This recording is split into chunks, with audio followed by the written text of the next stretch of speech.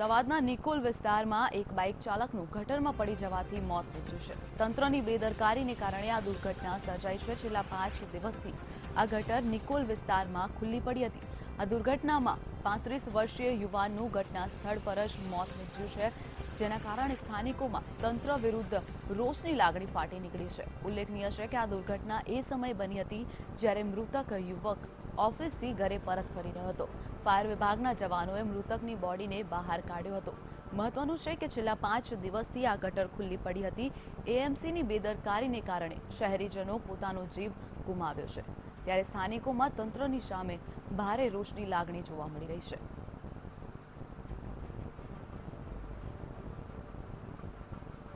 અંદર પાણી ભરેલા હતા મધુમાલતીની અંદર, તો એની કોઈ સરકારે એક્શન લીધી જ નથી અને 5 દિવસથી આ ખાડો ખોદવાની પરમિશન આપી હતી। આવી પરમિશન હોય કોઈ દિવસ? માણસ મરી જાય એવી પરમિશન હોય કોઈ દિવસ? કોઈ પટ્ટી પણ અહીંયા બાંધી નથી કે જેનાથી માણસ રોકાઈ જાય કે આગળ।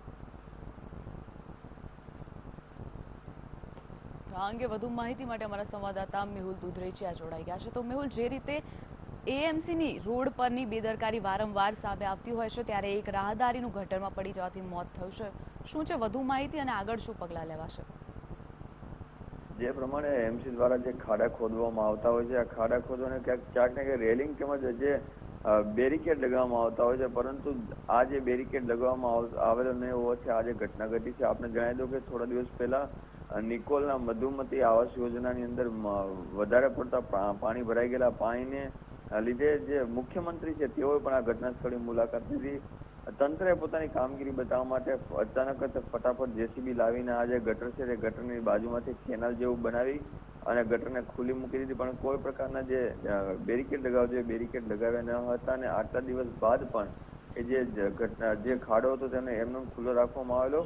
ગઈકાલે જે મહેશ નામનો વ્યક્તિ છે પોતાનું જે બાઇક લઈને પોતાના કારખાનાથી ઘરે જઈ રહ્યો હતો, ત્યારે અચાનક જ અંધારાની અંદર, કારણ કે આ ખાડો રિંગ રોડ એકદમ નજીક આવેલો છે, અંધારું હતું, અચાનક જ તે ત્યાંથી સ્લીપ થઈ ગયો હતો અને જે 12 ફૂટ જે ગટર છે તેની અંદર પડી ગયો હતો। અંધારામાં હોવાને જે 1-1.5 કલાક તે ખાડાની અંદર અચાનક જ કોઈ નજર પડતા આ સમગ્ર ઘટના જે સામે આવી હતી, ફાયર બ્રિગેડને જાણ કરવામાં આવી, ત્યારબાદ આ માણસને નીકાળેલો।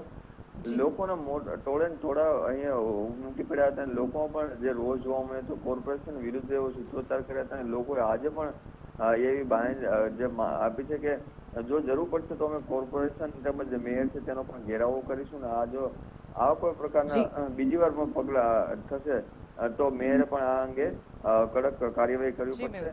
આ અગાઉ પણ 2 થી 3 લોકો જે છે ખાડાની અંદર પડી ચૂક્યા છે। જી મેહુલ, સમગ્ર માહિતી બદલ આભાર।